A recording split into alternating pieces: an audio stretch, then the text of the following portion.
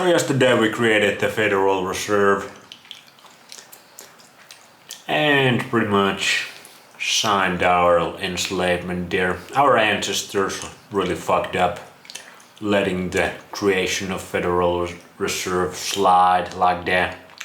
So shame on our ancestors, especially those who could done something. But if we all would have basic knowledge, we would all always have a say. We could always do something. But anyway, now we know our enemy pretty well. Let's see what happens after the Federal Reserve. Maybe a little bit more on the Federal Reserve also. Notice. And we need to DHA up so we can actually do something about this shit. DHA up every day. Salmon Nutella nutrition every day. This is how we bring back humanity. This is how we burn these evil motherfuckers down. And buy some Bitcoin. This is how McFadden saw the international character of the stockholders of the Federal Reserve. Another chairman of the House Banking and Currency Never buy stock, always stack Bitcoin. Committee in the 1960s, Wright Patman from Texas, put it this way. In the United States today, we have in effect two governments. We have the duly constituted government, then we have an independent, uncontrolled, and uncoordinated government in the Federal Reserve System, operating the money powers which are reserved to Congress by the Constitution.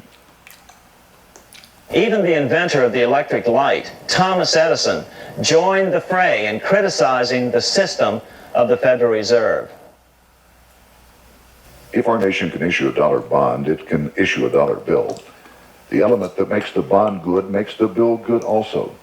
The difference between the bond and the bill is the bond lets money brokers collect twice the amount of the bond and an additional 20%, whereas the currency pays nobody but those who contribute directly in some useful way. It is absurd to say that our country can issue $30 million in. We should have gone with the Edison's DC current. Everybody likes Tesla because he's mysterious and he got kind of fucked by the JB Morgensens and the guys. But the AC system is super harmful for human beings because we work on DC electricity. So we should have had DC electric system powering the whole world. That would have been much better technology for our physiology. So anyway,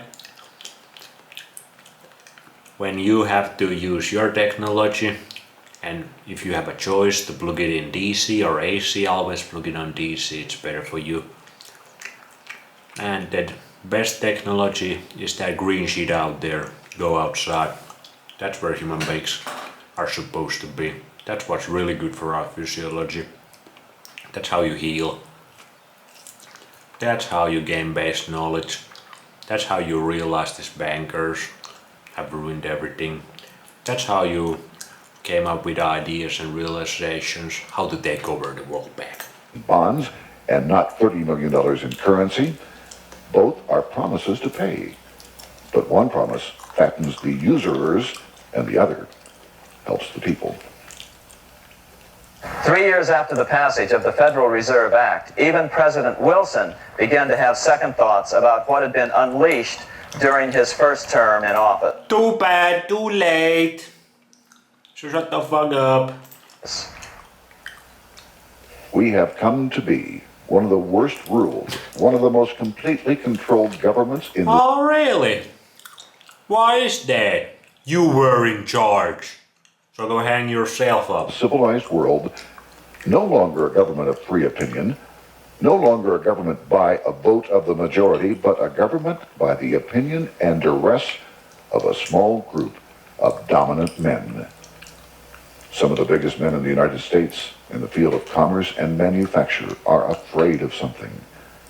They know that there is a power somewhere so organized, so subtle, so watchful, so interlocked, so complete, so pervasive, that they had better not. Yeah, you know that power very well because you worked for those guys and they used you. They probably had, I've heard some rumors about Wilson. He was probably a homosexual. So they probably used some blackmail also, but also gave probably some dollar bills to him, and you can be a president for 4 years, or was he a double term president? I don't remember.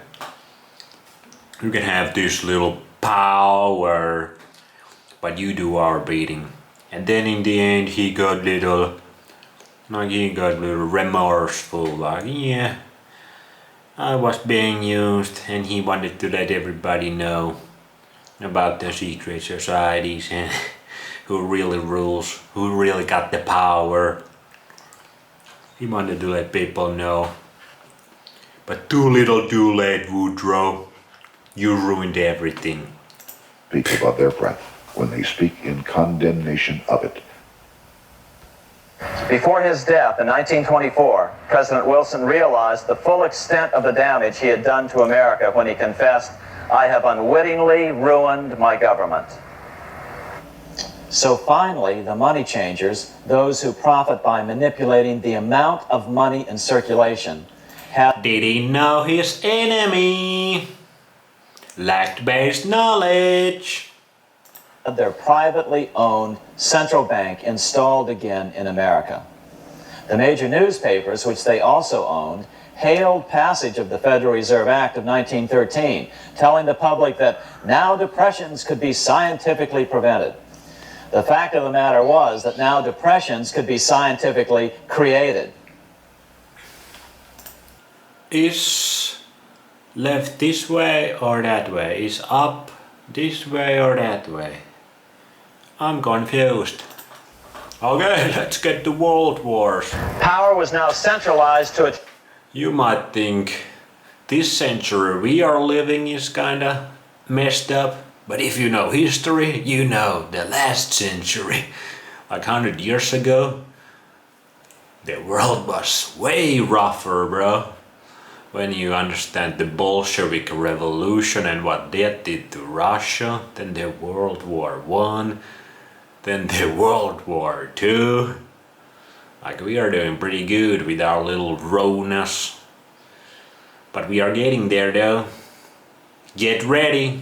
I have warned you, if you live in the Great Britain, get out right now. If you live in Canada, get out right now. If you live in Australia, get out right now. If you live in continental Europe, like Mr. Base Science, get out right now. Okay, I will. Just watch. If you live in America, especially in California, Colorado, New York, get the fuck out of here. Get the fuck out while you still can. tremendous extent. Now it was time for a war, a really big war. In fact, the First World War.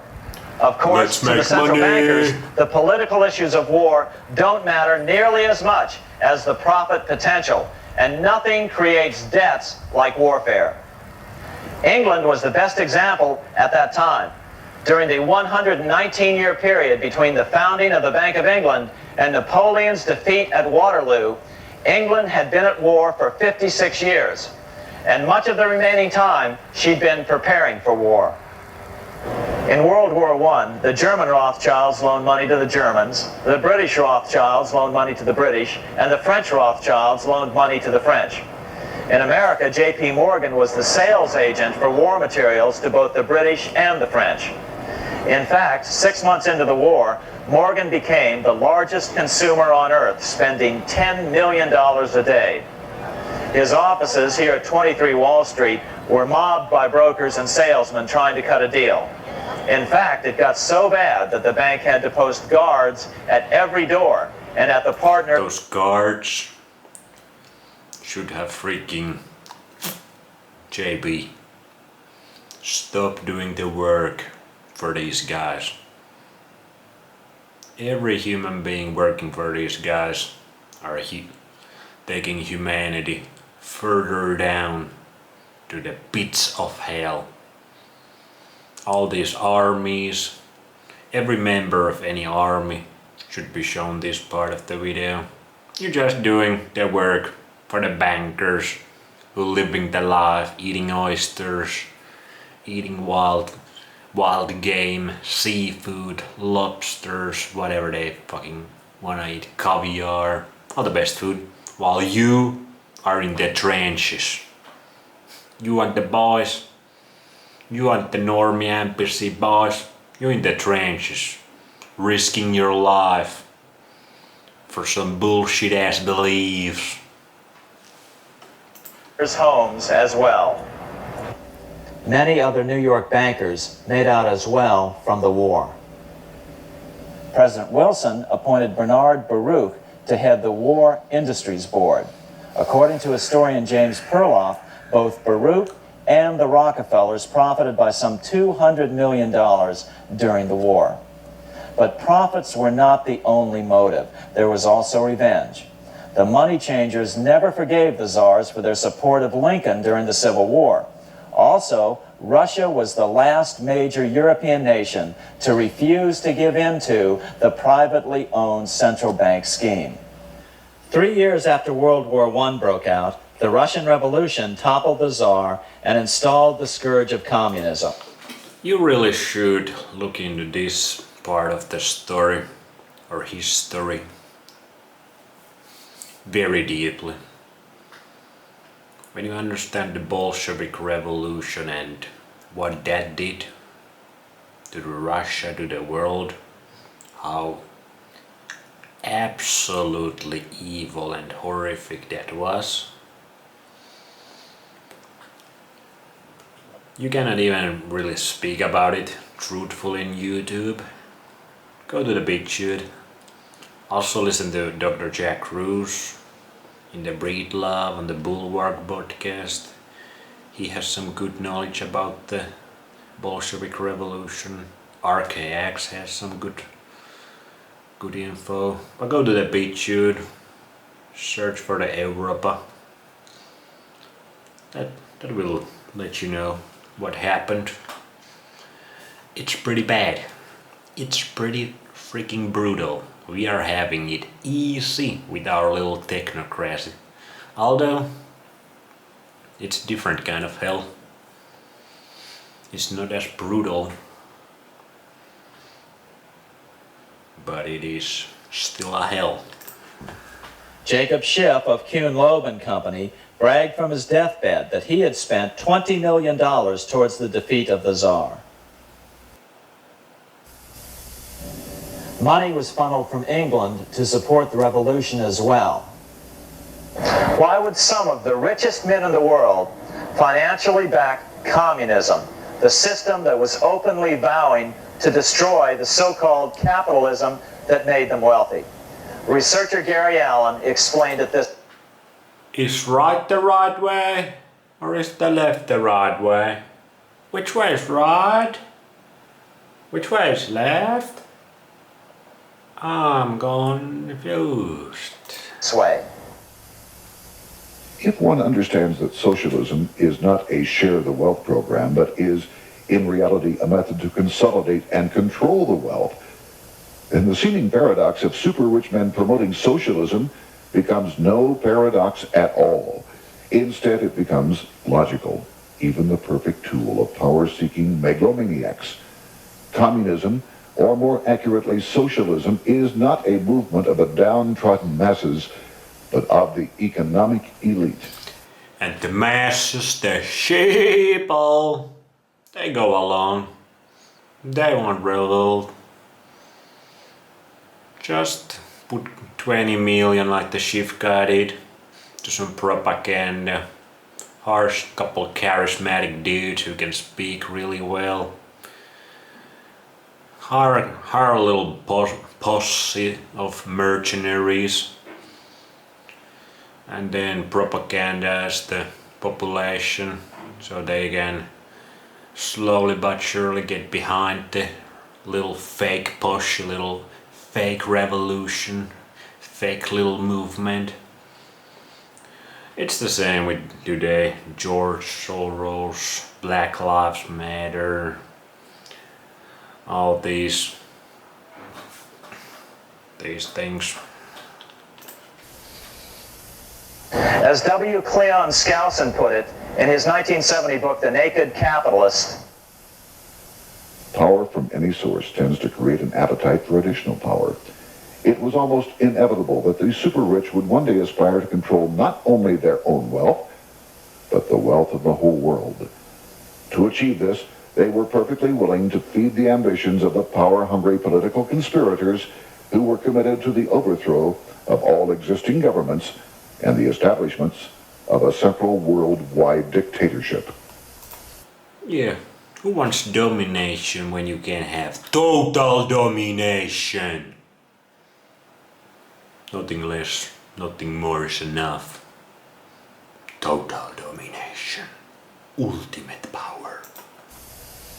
but what if these revolutionaries get out of control and try to seize power from the super-rich?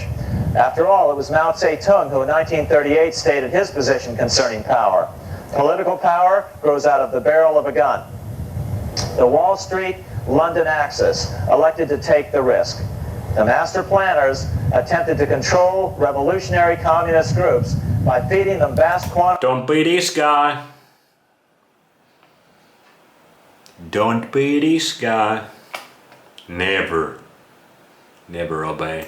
Of money when they obeyed, Don't be and these contracting guys. their money Don't supply, be these or even guys. financing their opposition if they got out of Don't control. be these guys.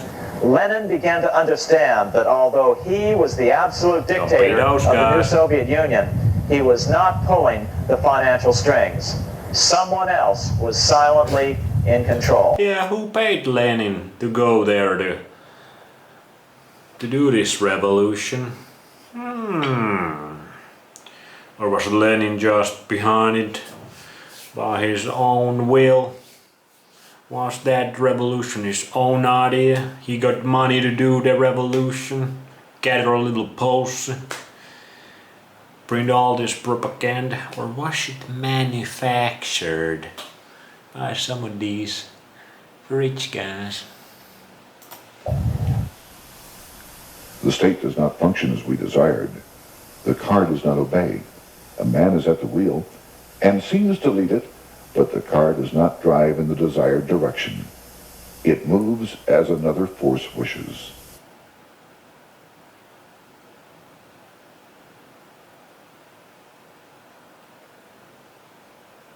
Yeah, even the video.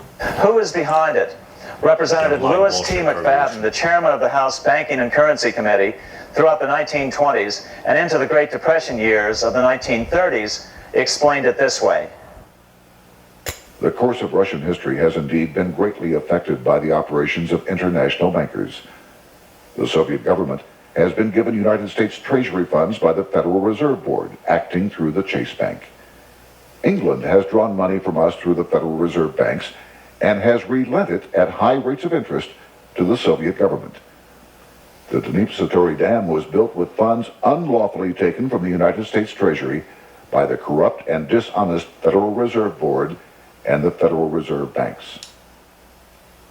In other words, the Fed and the Bank of England, at the behest of the international bankers who controlled them, were creating a monster, one which would fuel 7 decades of unprecedented communist revolution, warfare, and most importantly, debt. In case you think there's some chance that the money changers got communism going and then lost control, in 1992, the Washington Times reported that Russian President Boris Yeltsin was upset that most of the incoming foreign aid was being siphoned off, quote, straight back into the coffers of Western banks in debt service, close quote. No one in his right mind would claim that a war as large as World War I had a single cause. Wars are complex things with many causative factors.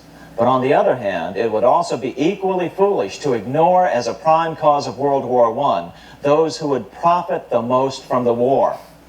The role of the money changers is no wild conspiracy theory. Yeah, it's the fact.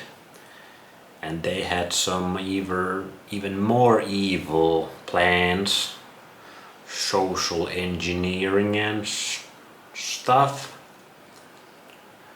So it wasn't only about the money, only about the dollar bills. There were much more going on, and obviously that created also the World War II, and that created a few other things.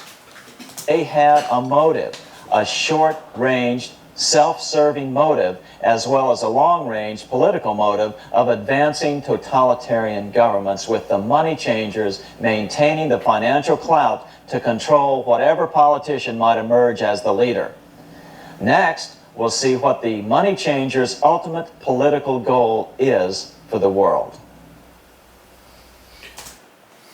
Great Depression. Yeah, it was greatly planned, and the plan worked pretty good, like it usually does with these guys. And if it doesn't, they come back stronger. They self-correct, come back stronger, they never give up. It's hustle, no pain, no gain. Hustle, hustle and grind, grind and shine. Make dollar bills. And influence every human's mind. And install absolute garbage ass, bullshit ass beliefs in the collective consciousness. That's how we roll, and we rule everything. Total domination, nothing more, nothing less.